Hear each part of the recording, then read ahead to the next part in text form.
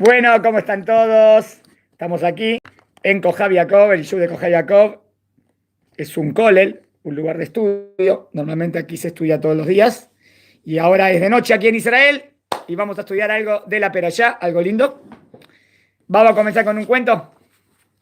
A ver qué les parece. ¿Qué sucede en el cielo? Se llama. Soñé que iba al cielo y un ángel me da un recorrido. Allá arriba, en el Shamayim. Llegamos a un cuarto de trabajo donde había miles y miles de ángeles, pero estaban muy ocupados. Este es el área de recibimiento, me dice el ángel. Aquí se reciben todas las peticiones, todas las tefilot que se hacen a Dios en los rezos. Toda la gente que le pide algo en los rezos, llega aquí. Como que llegan un montón de rezos de todas las personas. ¡Qué bueno! Mire, esta sección, muy bien. Miré esa sección y estaba abarrotada de ángeles clasificando y recibiendo peticiones de las personas de la tierra. Estaba poniendo todas las peticiones de todo lo que la gente estaba pidiendo. Caminamos un poco más por un largo corredor hasta que llegamos a la segunda sección del cielo. A ver, este es el área de paquetería y envío. Desde acá se mandan a la tierra todas las respuestas a las peticiones que hace la gente. ¡Wow! De nuevo, me di cuenta de todos los ángeles que se movían precipitadamente por el cuarto. Eran un montón. O sea, un montón eran para recibir las tefilot y un montón para enviar la respuesta de Hashem. Ocupados, enviando a cada quien lo que había solicitado. Finalmente, llega un tercer cuarto. Nos encontramos con un cuarto en el que había un solo ángel. Qué poquito. Estaba todo lleno. Un solo ángel. Quien estaba sin hacer casi absolutamente nada. ¿Qué sesión es esta?, le pregunté. Y me respondió el ángel con disimulada vergüenza. Esta es la sección de agradecimientos. Después de que las personas reciben las respuestas a sus peticiones, muy pocas agradecen por ello. Entonces le pregunta, ¿y cómo puedo agradecer a Dios?, pregunté. Y el ángel contestó, simplemente dice, gracias, Dios. Y termina ahí. Oh, espere, no, es medio exagerado, está bien. Pero, ¿qué quiere decir exageradamente? Que en los rezos hay más pedir que agradecer. Y el ser humano tendría que agradecer. ¿No? Tendría que agradecer. Sabemos cómo es la midá que rezamos todos los días. Primero empezamos alabando, reconociendo, agradeciendo, y después pedimos. ¿Y cómo terminamos? Agradeciendo, alabando y agradeciendo. O sea que lo fundamental es ser agradecido. Hasta cuando, para pedir, todos estamos para pedir, pedimos. Pero cuando lo recibimos, después nos olvidamos de agradecer. No es así, en verdad mucha gente siempre agradece, no digo que es medio exagerado, pero quiso decir que proporcionalmente hay más que piden y menos que agradecen. Y eso tenemos que mejorar. Hay que saber ser agradecido porque es la raíz del judaísmo Yehudí, dijimos 1000 veces, viene de Leodot, agradecer. ¿Por qué lo llamó? Yehudí viene de Yehudá, ¿no? ¿Por qué lo llamó a Yehudá? Lea, la mamá. Dijo, ahora, en el cuarto dijo, quiero agradecer a Dios. Y le puso Yehudá. O sea que Yehudá viene de agradecer. Y de ahí viene hoy en día la palabra Yehudí, judío. O sea que tenemos que ser agradecidos a Hashem. Siempre ser agradecidos a Hashem. O sea, hay escritos que dice que nadie le agradeció a Hashem hasta que le agradeció Lea. Sí, que nunca hubo alguien que le agradeció hasta, ¿sabía? Pero medio exagerado, que nadie, hubo miles de personas que nadie agradeció. Claro, pero tiene un sentido. Tiene un sentido, quiere decir que Lea lo hizo de una manera tan linda y le puso el nombre a su hijo y con el nombre de Dios. Muy bien. Primero. Segundo, nos enseña nuestro querido Rab Shalom Arush. Una enseñanza de Rab Shalom Arush, conocen, es famoso, todos los libros, ¿no? Razón, voluntad, es la fuerza que te hace mover, es la fuerza que te hace levantar para hacer el bien y lograr tener conexión con Hashem. O sea, si uno para conectarse con Dios tiene que tener un buen razón, porque la voluntad es el motor. Si no, ¿cómo me conecto? Me despierto y quiero conectarme con Dios.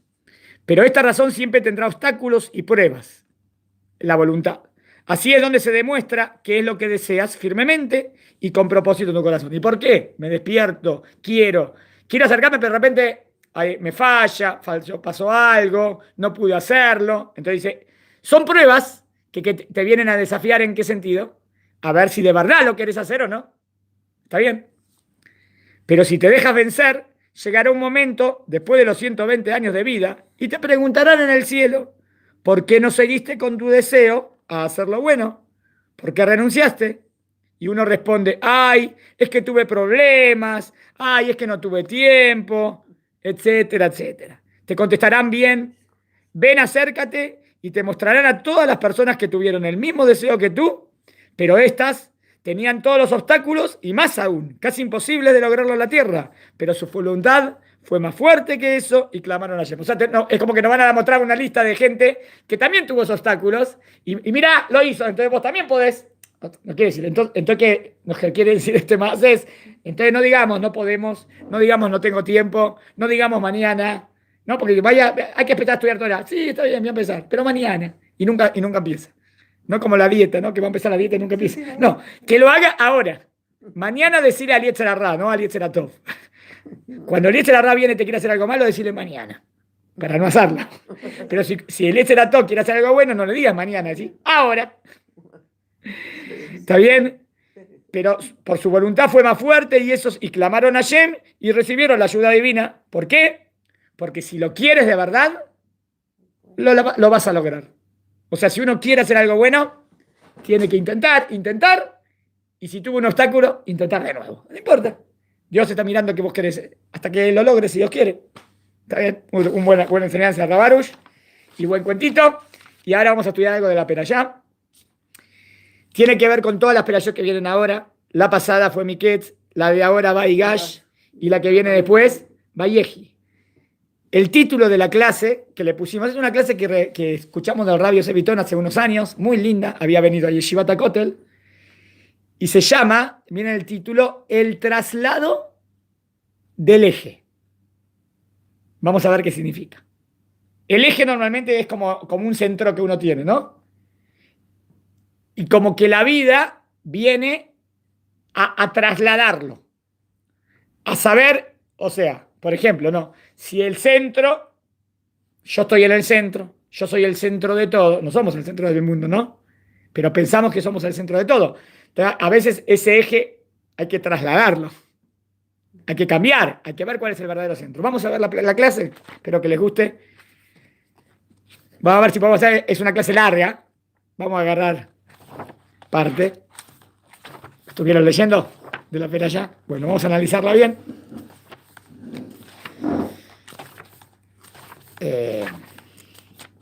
Bueno, dice así. El Rab Yosef Bitton dice: creo que para entender por qué la Torah es un libro que se lo puede leer 50 o 100 veces y no aburrirse, ¿a ustedes les pasa?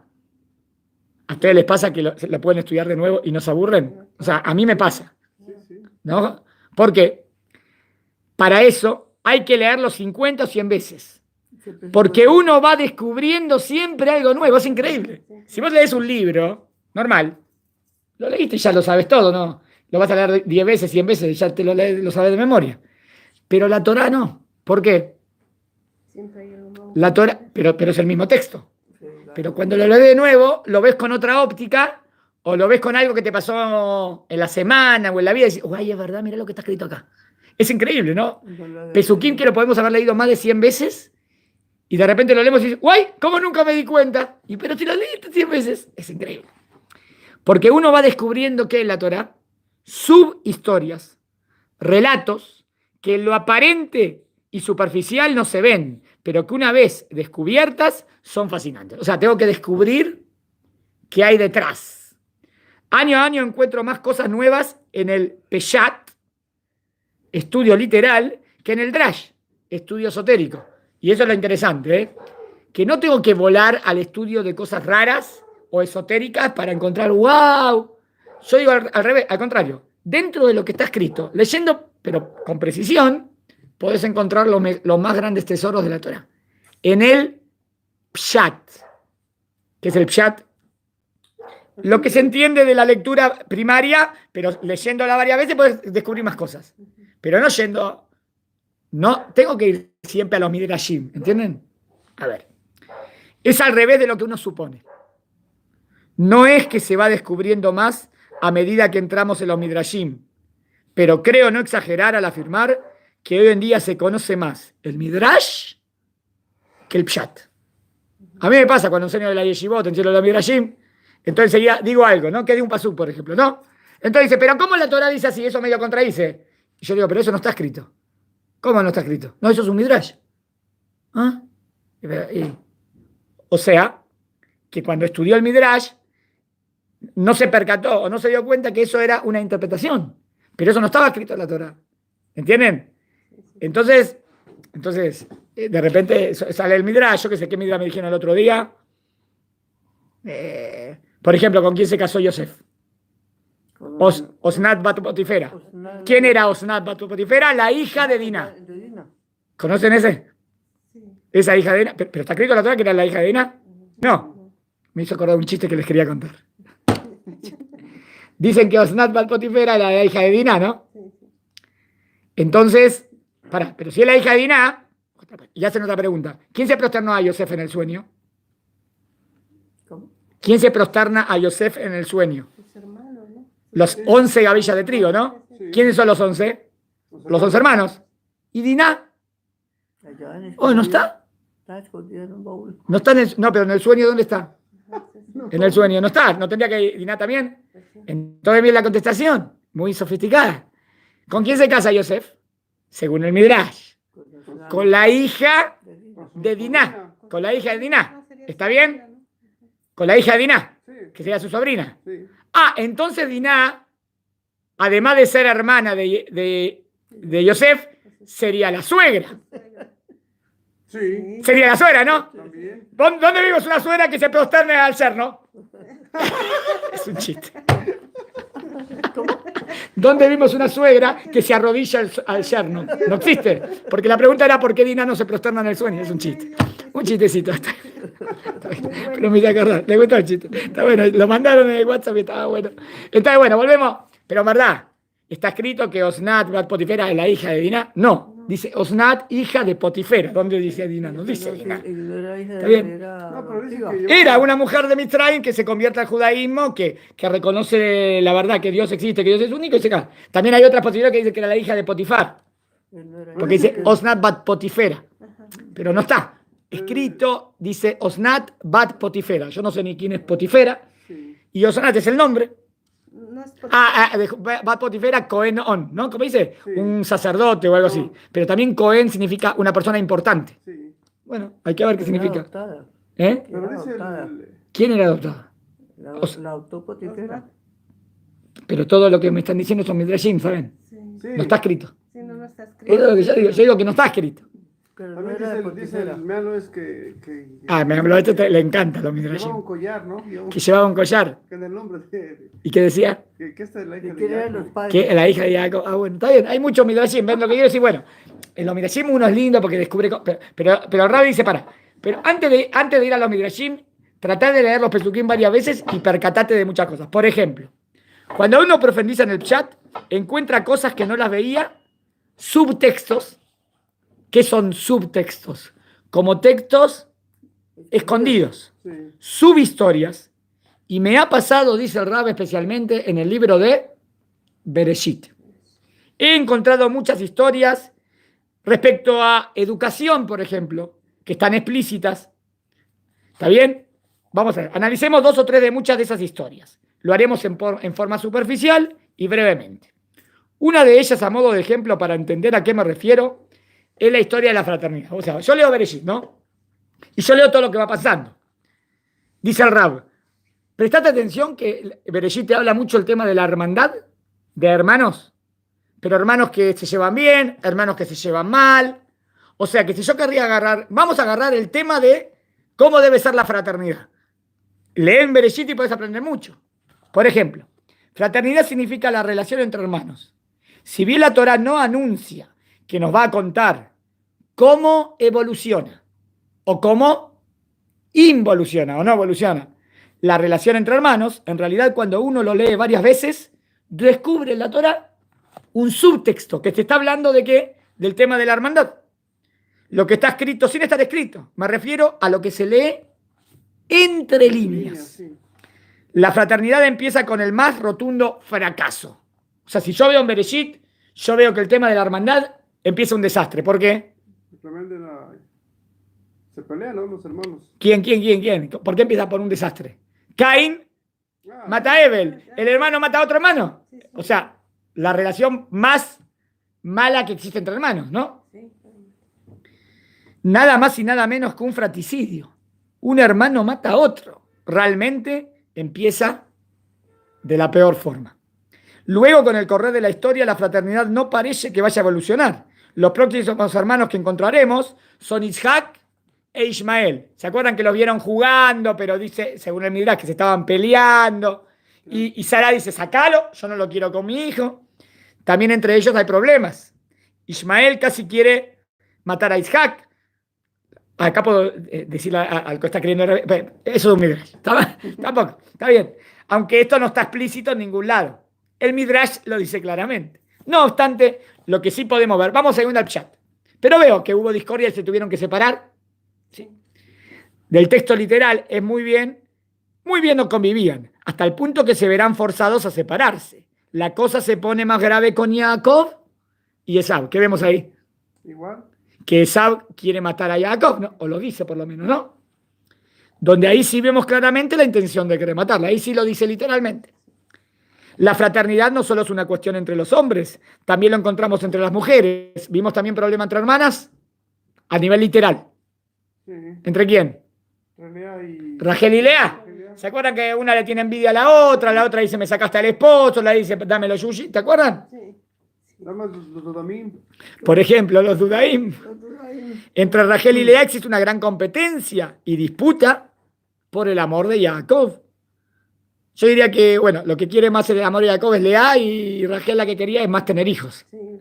Una generación más tarde encontramos a Yosef y sus hermanos y ahí mejoró la situación. No, empeoró. Podríamos suponer que ahora la fraternidad estará mejor encaminada. ¿Mejoró?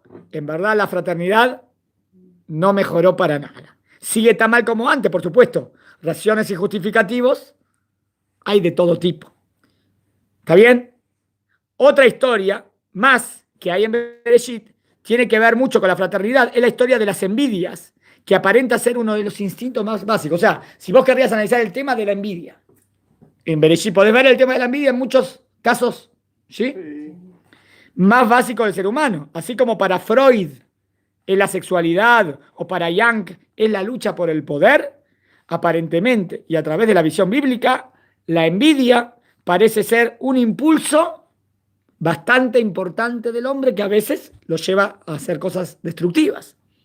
Lo veremos en varios relatos que nos cuenta. Otra vez, no en forma explícita, pero sí entre líneas, con Yosef y sus hermanos había envidia. Sí. Claro. La fraternidad entonces no se ve coronada con el éxito. Todas las historias que vimos hasta ahora son una manera de rehacer este lazo fraternal, pero al final, y eso es lo lindo, tiene éxito. ¿Dónde vemos que al final tiene éxito Bereshit? O sea, que mejora el tema de la hermandad. Todo lo que venimos estudiando en las últimas clases, en estas clases, es la teshuvá de los hermanos. Y que lo van a defender todos a Binyamin, ¿no? Eso lo estudiamos en la mañana. Todos lo defienden a Binyamin. O sea, y Binyamin es el hijo de Rachel. O sea, que los hijos de Lea podrían tenerle bronca, ¿no? Pero lo cuidan y lo protegen y no lo van a dejar solo. ¿Con quién termina el libro de Bereshit? ¿Quiénes son los últimos dos hermanos en Bereshit? A ver quién me dice. Que vemos buena relación. Jacob tiene que bendecir a los hijos de Yosef, Y Manasés. Efraim y... Manasés. ¿Y se acuerdan que Jacob Los cruzaron. cruza los brazos? Sí. A Yosef como que le pareció medio mal, ¿no? No. Pero dijo Jacob, no, está todo bien. Ahora, o sea que bendijo primero al menor. ¿Está bien? Efraim antes que Menashe. Sí. ¿Quiénes son los últimos dos hermanos en Bereshit? Efraim y Menashe. Que entre ellos vemos que se llevan bien. Y así lo recalca el Midrash. Son los primeros hermanos del libro de Bereshit que conviven en paz y armonía. ¿Menashe le tuvo envidia a Efraim? No. Le pareció perfecto. Por fin. Y ahí está la bendición de los hijos. Y esa es la bendición que le damos a nuestros hijos. Claro, cuando vamos a decir a nuestros hijos que decimos que sean como Efraim y Menashe. Que se llevaban bien. Sí. Qué lindo. Esta es la que se dice a los hombres. Sí. Mujeres se dice Sarah, Rivka, Rachel, Belea. Sí, sí, sí. A pesar que tiene motivos para envidiarse, tiene motivos para pelearse. ¿Por qué? Porque Jacob, cuando los va a bendecir, le otorga la supremacía al menor por sobre el primogénito. ¿Está bien? Entonces vemos una subhistoria que encuentro en la Torá, el tema de cómo mejora o no mejora el tema de la hermandad. Al final mejoró. Otra subhistoria que puedo ver en Bereshit me parece que es el tema de la primogenitura. Sí. ¿No se toca muchas veces? Otra subhistoria que hay en Bereshit es la del esfuerzo, miren interesante, el esfuerzo contra la naturaleza.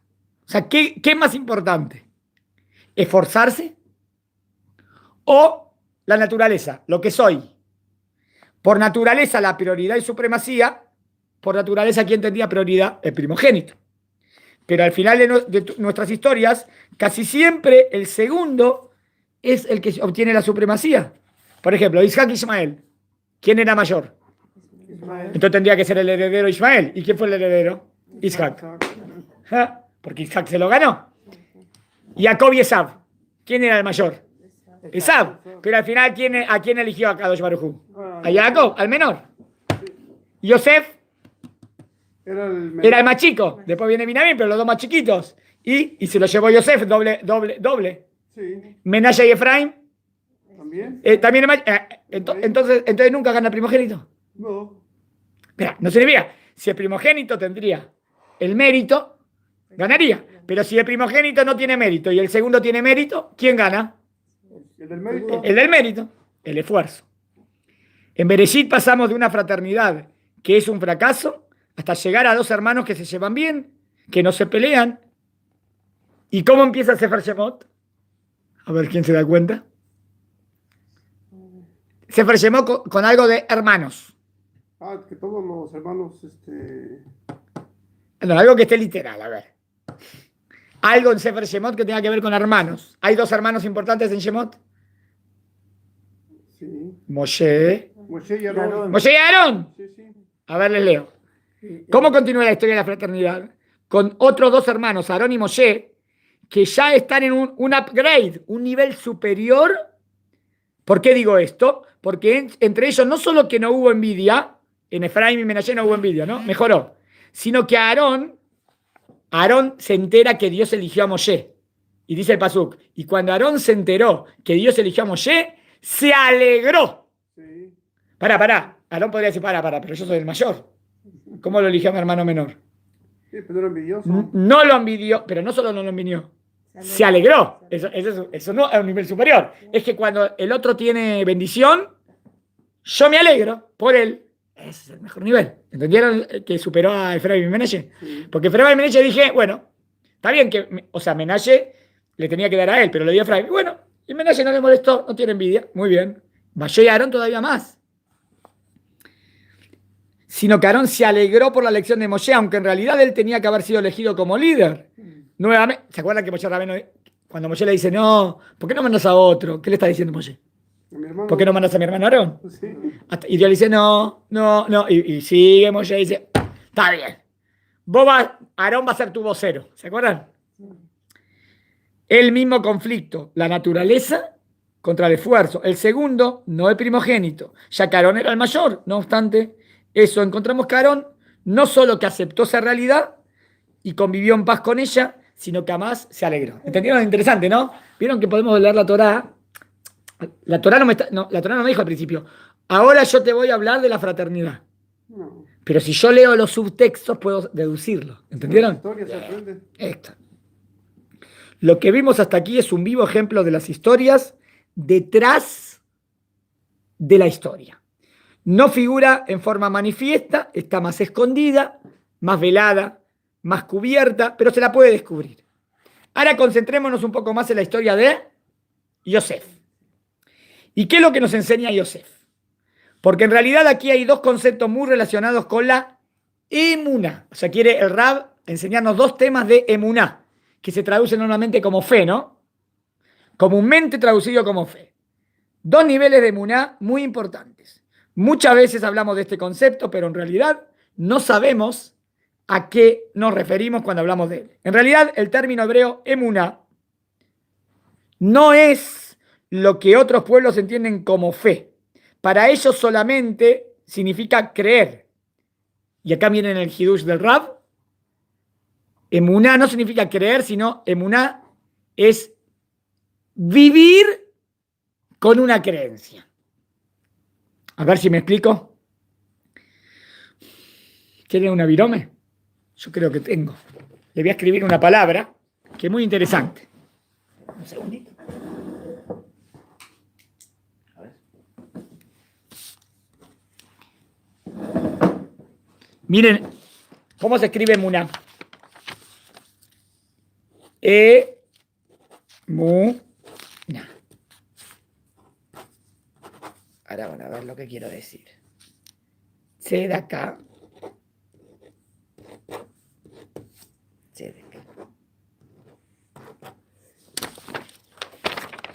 Aquí lo ponemos. Miren esto.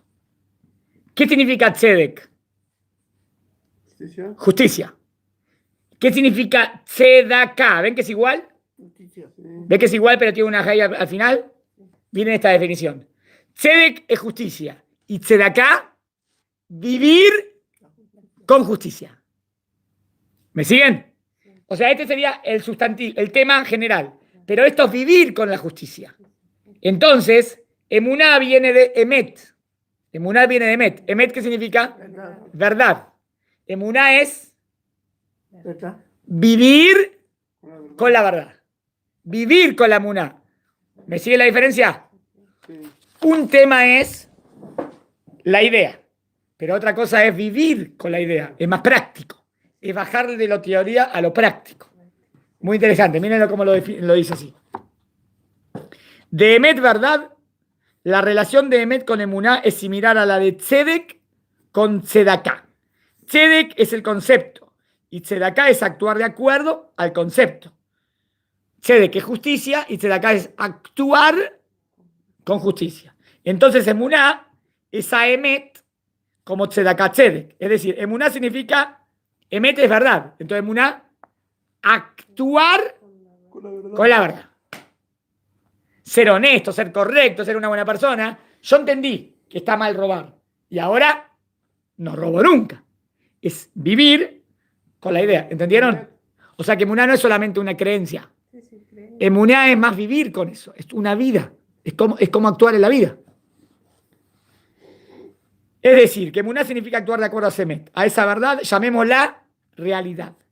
¿A qué realidad me refiero? A la realidad última. ¿Y cuál es la última realidad? Lo estábamos estudiando hoy en una clase que salió muy profunda. Era complicada, pero profunda. Era la máxima definición de Dios, que Dios es la verdad absoluta. Es la máxima verdad, Dios. La existencia de Dios, que es la esencia de todas las realidades. Todo viene de Dios, ¿no? ¿Qué sostiene todo? Dios. Nos referimos a lo más importante y la fundamental. En el nivel del chat, estudio literal de la Torá, no nos relata historias de superhéroes, sino historias de hombres que se superan. La Torá no es historia de superhéroes. ¿Qué es un superhéroe? Es superhéroe, nunca se equivoca, es perfecto. No, la Torá nos relata seres que se superan. ¿Entendieron el jueguito que hizo? No superhéroes, sino personas que se van superando. ¿Qué significa irse superando? Que van mejorando, porque nadie es perfecto. ¿Uno nace perfecto? No. No. Uno no se lo ve. Una de las explicaciones que la lucha entre Jacob y el ángel, una de las explicaciones, ¿se acuerdan que Jacob lucha con el ángel? Hicimos una clase especial de esa. Es que Jacob luchó contra sí mismo. Luchó contra sí mismo. ¿Se acuerdan que dice que es el ángel de Esab? Luchó contra sus falencias. Luchó contra sus errores del pasado y los venció. Se superó. Hasta ahora la vida de Jacob había transcurrido en medio de engaños. En algunos participó, en otros fue cómplice, y otro de los que fue víctima, con Esab, con su mamá, con Labán fue víctima, con sus esposas. A partir de esa lucha Jacob cambia y se transforma en Israel. Ahora es otro hombre. Israel es recto con Dios. Pasó del engaño a la rectitud. Se superó, mejoró. Algo parecido pasa con Yosef. A ver, vamos a analizar la metamorfosis de Yosef. Somos testigos en la Torá de la metamorfosis de Yosef y sobre este punto quiero explayarme. ¿Cómo Yosef va a cambiar? ¿Qué va a cambiar? ¿Y hacia dónde va a cambiar? Tres cosas. ¿Cómo va a cambiar? ¿Qué va a cambiar? ¿Y hacia dónde? Como ya mencionamos, creo que en la historia de Yosef hay por lo menos dos mensajes importantísimos que vamos a analizar de Emuná. De menor a mayor, vamos. Primer mensaje de Emuná que encontramos en Yosef. Tiene su desarrollo cuando sus hermanos lo venden. Está bien. Vamos a analizar cuando lo vendieron. Imaginemos lo que sintió cuando lo vendieron sus hermanos. No lo imaginemos desde aquí como lectores. Imaginémoslo como protagonistas. Imagínense de verdad que un hermano te vende como esclavo. Eso es algo, no se puede creer. Hasbe Jalila, pero uno pasaría de ese amor a un hermano a no poder ver, ¿no? Si te vende como esclavo, imagínense. ¿Ir ¿No? para la cárcel, no? Tratemos de entrar en la mente de Yosef y vivirlo desde ahí. O sea, metámonos de la... Porque si lo leo suena... Y lo veré y no me metí en el tema. En primera persona. Yosef no entiende por qué está pasando esto. ¿Por qué sus hermanos lo venden? Imaginemos la impotencia que siente Yosef. Es víctima de una terrible injusticia. Yosef dice, pero no puede ser. No hizo nada. Yo no puedo... Y claro, ¿yo qué hice de malo? Puede decir, bueno, pero a veces le llevaba habladurías al padre. Pero lo que le decía al padre era porque veía que se estaban portando mal los hijos. Para que el padre les enseñe la hoja. Nunca se imaginó que lo van a vender como esclavo. Es víctima de una terrible injusticia. Luego es vendido a la casa de Potifar. Y ocurre el primer caso registrado en la historia de acoso sexual. Imaginen lo que sintió cuando había empezado un poco a mejorar y le iba bien, otra vez lo meten en el calabozo. ¿Cómo se siente? Estaría pensando, otra injusticia más. ¿Por qué me pasa esto, no? Yo no tuve nada que ver, es toda una mentira de ella, ¿no? Seguramente que se lo habrá dicho, ¿no? Pero esta mujer está mintiendo si yo no hice nada. Ubiquémonos en el momento en que se le presenta la posibilidad de descifrar el sueño del ministro del faraón. Pongámonos en el lugar de Yosef. No existe ninguna oportunidad de salir del calabozo. Si bien el jefe del calabozo le dio las llaves para que maneje la cárcel, en realidad no podía sentirse bien. Solo había algo peor que ser esclavo, y eso era ser un esclavo encarcelado. Esclavo y encarcelado. La única oportunidad que se le presentaba, y que probablemente sea irrepetible, era este ministro que pronto será liberado y llegará a la corte.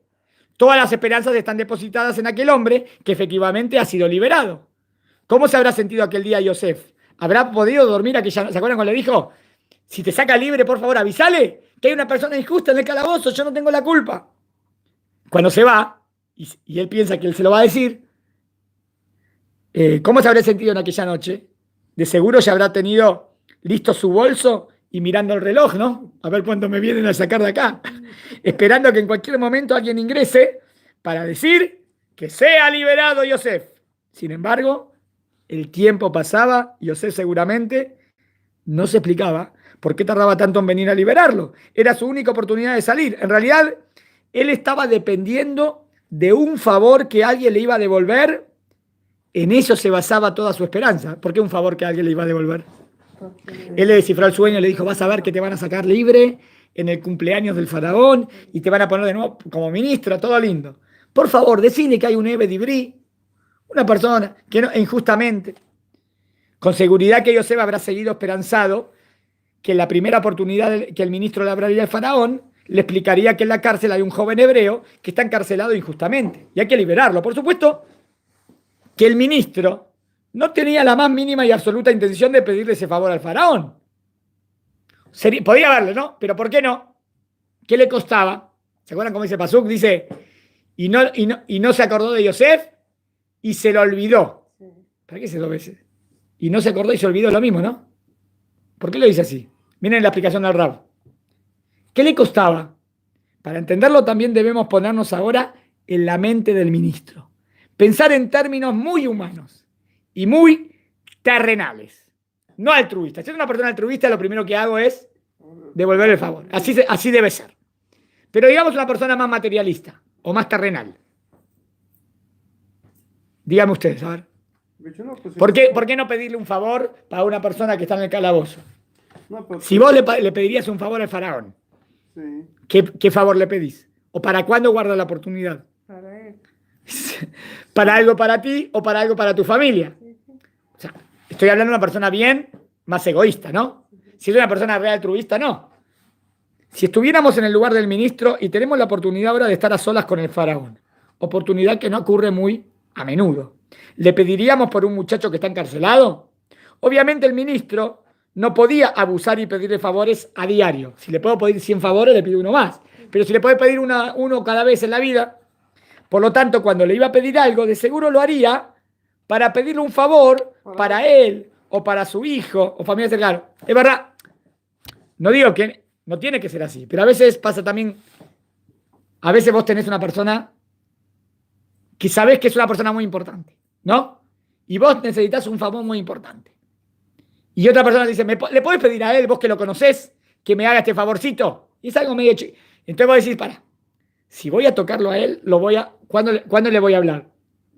Cuando sea algo súper importante, porque si ahora le pido un favorcito chiquito, después cuando necesite el favor grande, ya me pagó. es como agoté todas las cartas. Sí. Entonces, la dejás para la mejor. Entonces puede ser que por eso el ministro No sé. no le pidió nada. ¿Cuál es? ¿Está bien? Cuando le iba a pedir algo, de seguro lo haría para pedir un favor para él o para su hijo, un familiar cercano. Perder la oportunidad de pedir un favor para devolverle un favor a alguien que está en la cárcel. Mejor me reservo el pedido para cuando lo necesite. Es precisamente por eso que el relato dice, y no se acordó el ministro de Yosef y lo olvidó. Si no se acordó, lo olvidó, ¿no? Entonces, ¿para qué tiene que decir 2 veces? Olvidó a Joseph. O sea, y no se acordó y lo olvidó. Es como que lo olvidó a propósito. Sí. ¿Entienden? Porque si no está de más la palabra lo olvidó. No se trata aquí de un olvido descuido, sino más bien se trata de un olvido deliberado. Se lo quitó de la mente a propósito. No le convenía acordarse. La Torá es muy sincera. La gente común no se maneja por principios, se maneja por intereses, conveniencias. ¿Es así o no? Hoy en día estamos en una generación de ¿qué me da? ¿Qué me da? Si yo digo, bueno, ¿te conviene eso? Entonces, ¿por qué me decís que me conviene? ¿En qué me conviene? No, hoy en día que estamos en una sociedad, hay una clase del Rav Richard Kaufman, si lo conocen, buenísima, que hoy en día la sociedad está solamente le interesa lo que te conviene. Si no te conviene, pero vos le explicás, no, pero esto es ideal, esto es un principio de ideal, esto es altruismo. ¿Eso No sé, qué es? no entiende de qué le estás hablando. ¿Para qué me sirve? No lo tenés que hacer porque te sirve. Lo tenés que hacer porque te mejora como... ¿qué me da? Estás pensando... Ulá le tenés que explicar. Esto te sirve porque te sirve como para tu neyamá. Está bien, pero eso es altruismo, pero no... A veces no lo entienden. Yo me acuerdo, había una clase, me contó Saki Sakal, que había estado en Argentina, y una clase que le explicaba la gravedad de no robarás, o yo qué sé, a veces. Y a veces, como los chicos dicen, bueno, pero si te podés ir y no pagar la entrada. ¿Para qué pagar la entrada? Sí. No, pero eso no está bien, eso no. Dale. O sea, no lo. Y él le quería explicar que estaba mal y no lo entendían. Y él lo entendía como no lo entendían. Porque hoy estamos en una generación de. Sí, ¿qué voy a hacer? ¿Un tonto? Si nadie paga, ¿por qué voy a pagar? Algo así. Lo que hizo el ministro lo hizo por conveniencia. ¿Cuándo sí se acordó de Yosef? Pero al final se acordó, ¿se acuerdan? Por el sueño del faraón. Cuando el faraón tiene un sueño y nadie sabe, dice, ¡ah! Yo conozco a alguien que a lo mejor te puede ayudar. Es verdad que eso Yosef lo ayudó al faraón, pero ¿cómo salió el ministro que le dice eso? ¡Wow! Menos mal que me dijiste, te voy a recompensar, ahora le conviene a él. Cuando a él le convino acordarse, el faraón está en problemas y precisa a alguien que le sepa interpretar su sueño. Está muy angustiado e inquieto. Si el ministro le puede conseguir a la persona que tanto anhela, ¿qué le está haciendo ahora un favor a quién? Ahora es el faraón el que está en deuda al ministro. Y por eso el ministro ahora se acuerda de Yosef, porque ahora sí le convenía acordarse. ¿Sabes cuándo? Es por eso que no dice que se trata de un muchacho que está encarcelado injustamente. ¿Se acuerdan que le dijo Yosef?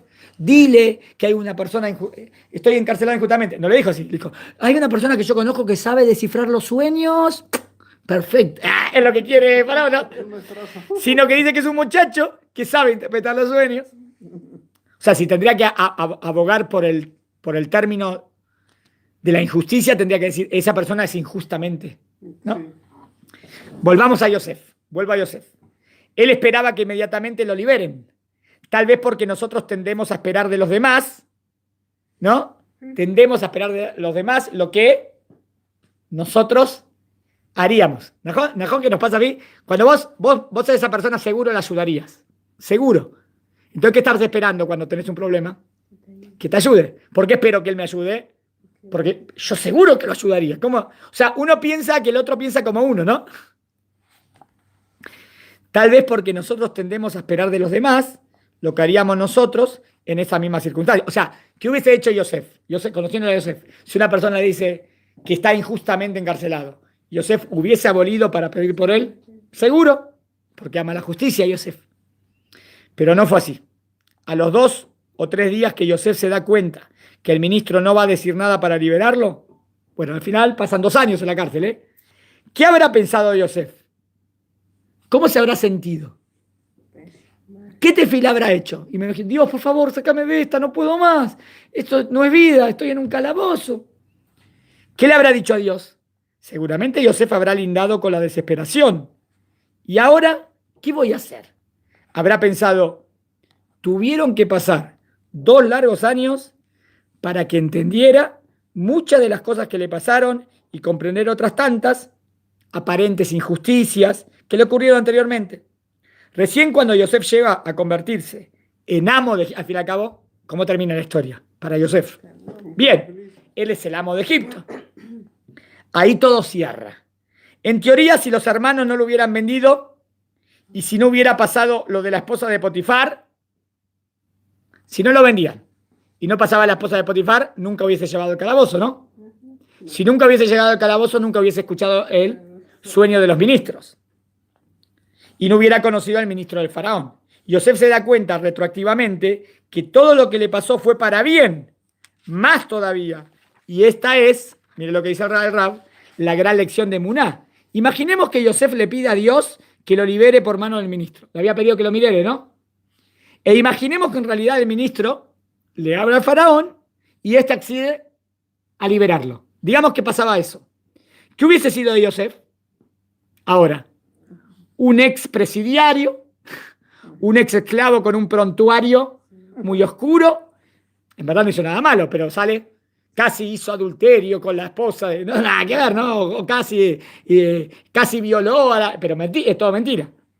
¿Y qué salió de la cárcel por favoritismo? ¿Quién se atrevería a darle trabajo o brindarle una oportunidad? ¿De dónde va a conseguir dinero para mantenerse y volver a su casa? ¿Qué hubiera sido de la vida de él si hubiera sido un cualquiera?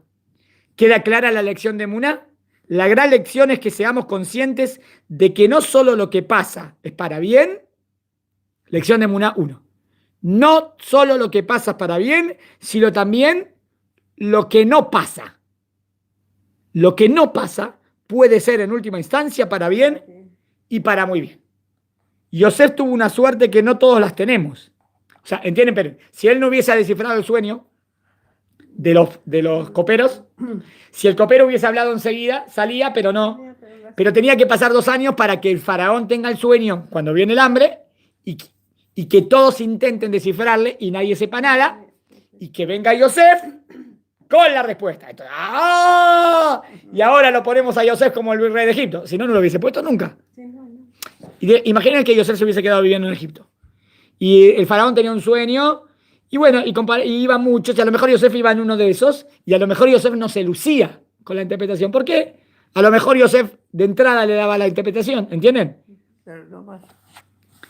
Él pudo ver por la propia realidad, Yosef logró ver a través de la visión retrospectiva que lo que no pasó y lo que sí pasó injustamente tuvo un happy end, un final feliz.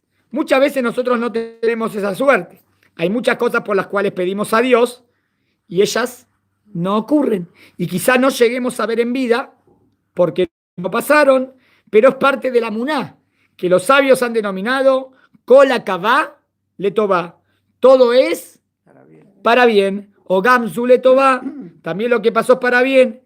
Esto es una parte importantísima de la emuná. Es cuando uno tiene o adquiere una nueva perspectiva de las cosas. Una visión un poco más panorámica. ¿Por qué una visión más panorámica? Porque no solamente centrarte en un punto, sino ver el todo. La clase donde, si vos entras en la mitad de una película, ¿entendés lo que está pasando? No, porque no viste lo que pasó antes. No ves lo que vio. Entonces vos estás en la mitad y vos pensás que el malo es bueno y el bueno es malo a lo mejor. Digamos que uno está disparando al otro. ¿Por qué le hizo eso? Pero no viste que antes el otro lo atacó y se estaba defendiendo. O sea, nosotros venimos en la mitad de la película. Y nos vamos también en la mitad. Entonces por eso no entendemos todo. Pero todo lo que manda Dios es para bien. Porque Hashem nos quiere. Hashem quiere lo mejor. Puede ser que nos manden un o algo malo que hicimos y nos mande un castigo. Puede ser que nos mande una prueba para superarla. Puede ser que quiere sacar todo nuestro potencial. ¿Cómo hace Dios para sacar nuestro potencial? ¿Pruebas? Claro, si lo dejas así, no te quedas dormido. Porque el ser humano le gusta la cómoda. Pues sí. Y sí.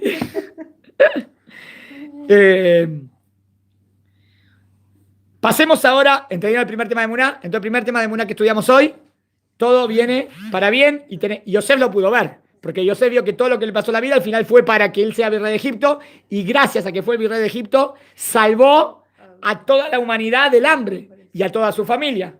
Si no, ¿cómo hubiesen descifrado todo? Muy bien. Un poquito más. Pasemos ahora al segundo tema de la Muna.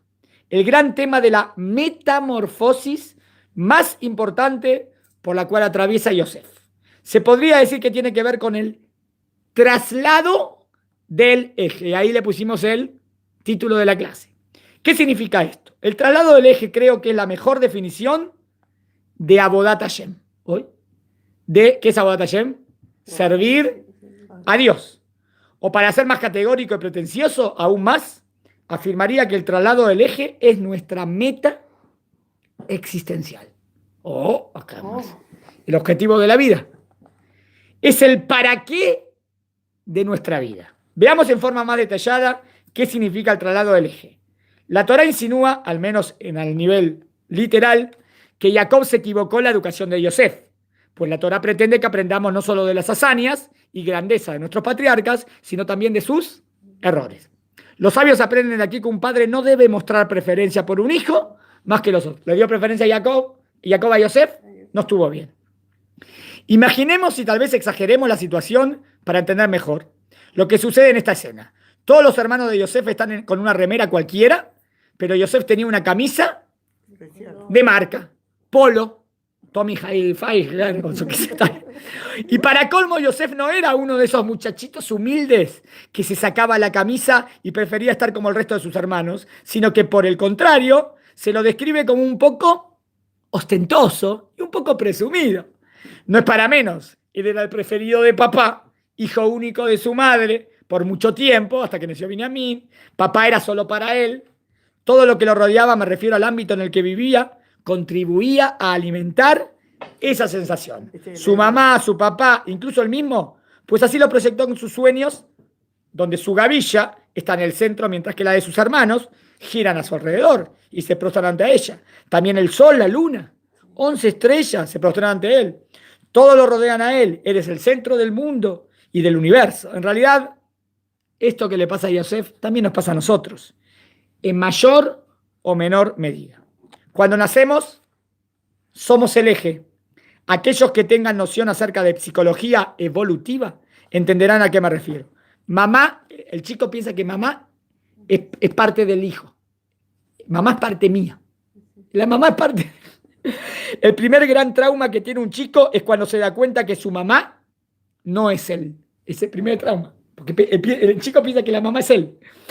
No hay peor trauma para un chico que digan ustedes, ¿Cuál es el primer trauma de un chico? Cuando aparece el hermano. Y de repente toda la atención se va para otro.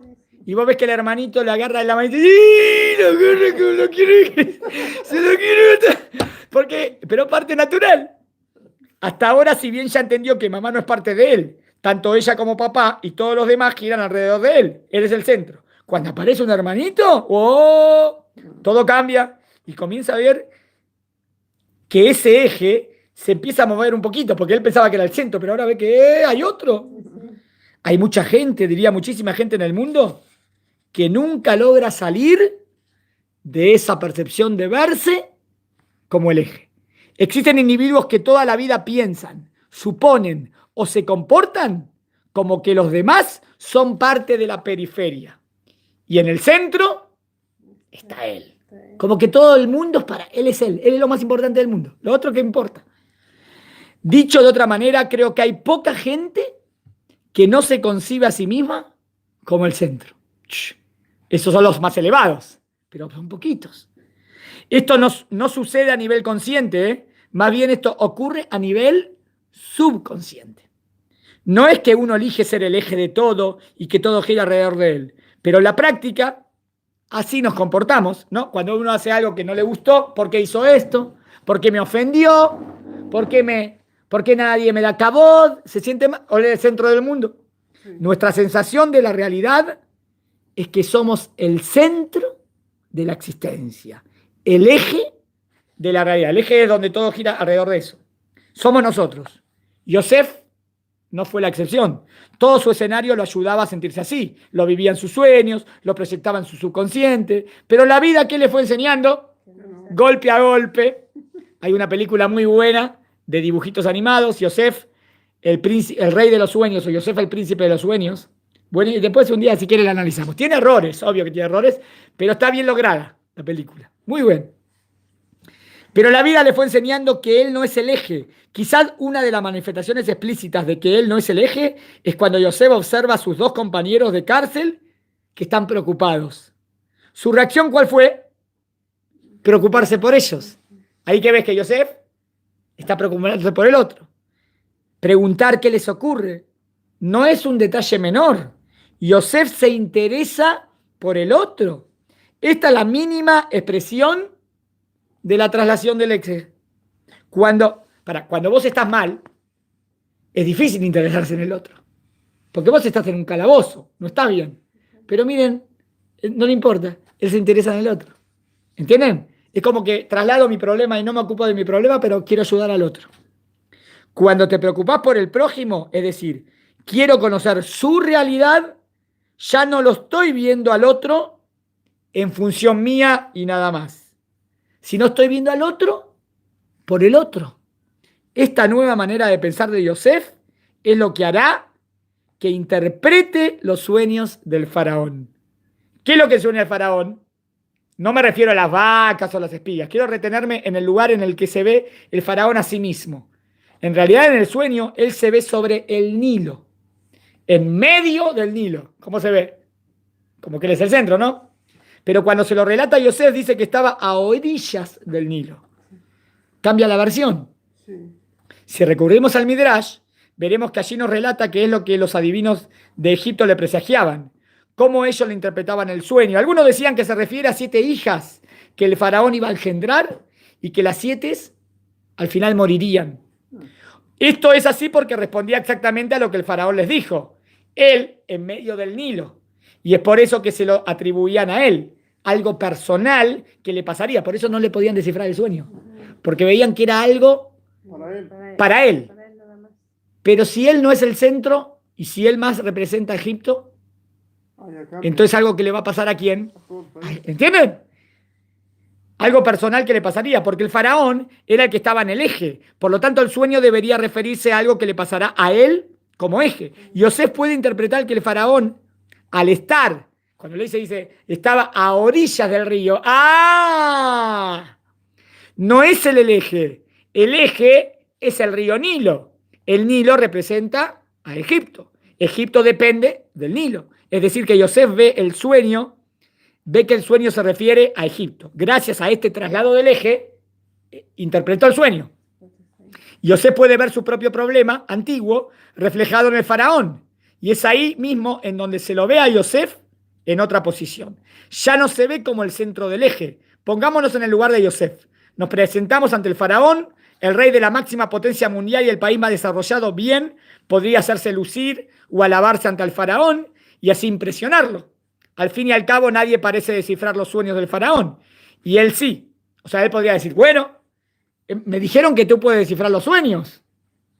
Vamos a ver cómo lo hago. Podría lucirse, ¿no? Pero ¿qué hace Yosef?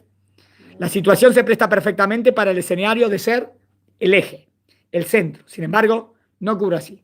Yosef ya no está en la posición de creerse el eje y lo vemos en reflejado en las palabras que declara ante el faraón. ¿Qué le dice? Dice, Vilaray, fuera de mí tal cosa.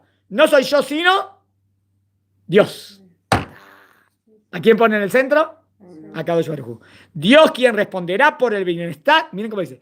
Dios responderá por el bienestar del faraón. Dios le está diciendo en el sueño cómo salvar todo. Con esto termino y la semana que viene vamos a seguir. Esta traslación del eje le permitirá entender que el centro no es el faraón, sino Egipto. La última realidad no es el faraón, como él se creía, sino algo superior. En este caso, no digo que la última realidad, en este caso era que Dios le viene a decir a cómo salvar a toda la humanidad, a todo Egipto, que era la potencia, y a quién va a salvar entonces gracias a eso. Que sería Ulay más importante, a la familia de Jacob, a Israel. ¿Está bien? Esta historia termina en una forma muy emotiva. Cuando se presentan los hermanos de Yosef después de mucho tiempo, lo primero que le dirá a sus hermanos es, soy Yosef. No se angustien por haberme vendido, porque Dios me envió aquí para alimentarlos a ustedes. Presta atención a lo que dijo Yosef.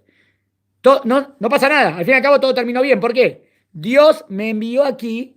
¿Para qué? Para alimentarlos a ustedes. Esa es la interpretación que dimos de qué sueño.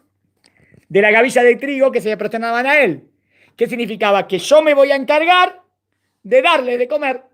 Para eso Dios me hizo traer acá. Ah, ahora tiene todo otro final.